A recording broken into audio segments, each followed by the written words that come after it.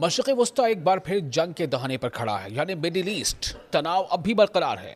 Iran का दावा है कि उसने स्ट्रेट ऑफ हॉर्मुज़ के करीब अमरीकी जंगी जहाज़ों पर मिसाइल और ड्रोन हमले किए हैं और अमरीकी बहरिया को पीछे हटने पर मजबूर कर दिया है। यह सब उस वक्त हुआ है जब ईरान के मुताबिक अमरीकी फोर्सेस ने जंग बंदी की खिलाफ वर्जी करते हुए ईरानी ऑयल टैंकर्स पर हमला किया है। अगर ये दावे दुरुस्त हैं, जी हाँ, अगर ये दावे दुरुस्त हैं तो ये ईरान और अमरीका के दरमियान हालिया बरसों का सबसे खतरनाक बहरी टकराव हो सकता है, यानी कि नेवी टकराव हो सकता है जो समंदर में हो रहा है।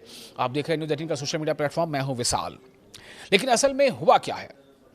स्ट्रेट ऑफ हॉर्मुज़ इतनी अहम क्यों है? ऐसे कई सवाल हैं जिसका जवाब जानना जरूरी है। और ईरान ने शेर के दांत वाली बात क्यों कही है? ईरान का कहना है कि अगर शेर के दांत दिख रहे हैं तो इसका मतलब ये ना समझो कि वो मुस्कुरा रहा है।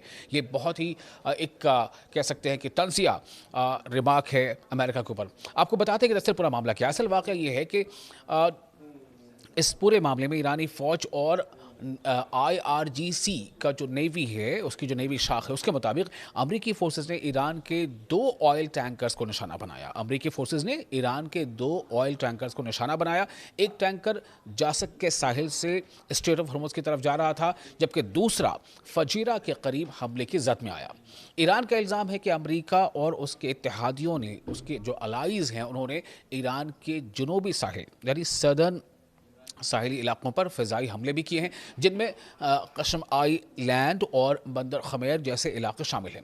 इसके जवाब में ईरान ने एक बड़ा और इंतहाई दुरुस्त ऑपरेशन शुरू कर दिया है। ईरान कहता है कि उसने anti ship ballistic missile, cruise missile, जंगी ड्रोन और रॉकेट सिस्टम्स इस्तेमाल करते हुए अमरीकी डिजास्टर्स को निशाना बनाया है।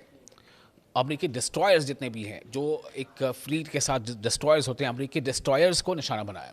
ईरान का दावा है कि अमरीकी जहाज़ों को नुकसान पहुंचा है और 3 अमरीकी जंगी जहाज़ फ़ौरन इलाके से दूर निकल गए हैं, यानी उस इलाके को छोड़कर पीछे हट गए। ताहम अभी तक इन दावों की आज़ादाना तस्दीक सामने नहीं आई है। लेकिन ईरान का जो रुख है वो साफ तौर से बता रहा है कि शेर अगर मुस्कुरा रहा है, यानी शेर के अगर दांत दिख रहे हैं, तो उसको यह ना समझा जाए कि वो मुस्कुरा रहा है। यानी ईरान कहीं ना कहीं अमेरिका को ये सख्त इंतबाह दे रहा है कि हम हर जवाब का, हर हमले का उससे ज़्यादा मजबूत जवाब देंगे। अगर ईरान पर कोई हमला होता है तो ईरान उससे 2 टूक अंदाज में, उससे ज़्यादा मजबूती के साथ जवाब देगा। और ईरान इससे पहले बार बार ये कहकर दिखाया भी है।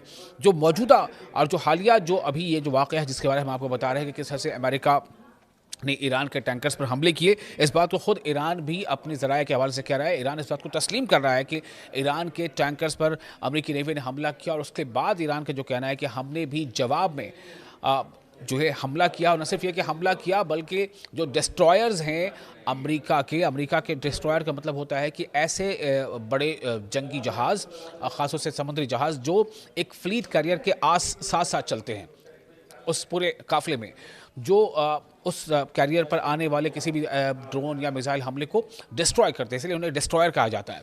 तो ईरान का कहना है कि हमने एंटी शिप बैलिस्टिक मिसाइल दागे हैं, हमने क्रूज मिसाइल दागे हैं, हमने जंगी ड्रोन दागे हैं और रॉकेट सिस्टम्स से भी इस्तेमाल करते हुए अमरीकी डिस्ट्रॉयर्स को निशाना बनाया है। और ईरान का यह दावा भी है कि अमरीकी जहाज़ों को नुकसान पहुंचा है। ये काफ़ी अहम है। ईरान ये दावा कर रहा है कि अमरीकी जहाज़ों को नुकसान पहुंचा है और 3 अमरीकी जंगी जहाज़ फ़ौरन इलाके से दूर हट गए हैं। ये अभी है। अब इसका मतलब ये है कि कहीं ना कहीं अभी भी स्ट्रेट ऑफ हॉर्मुज़ के इर्द गिर्द ही तमाम जो ये इस पूरे मामले का जो एक तनाव है वो बरकरार है।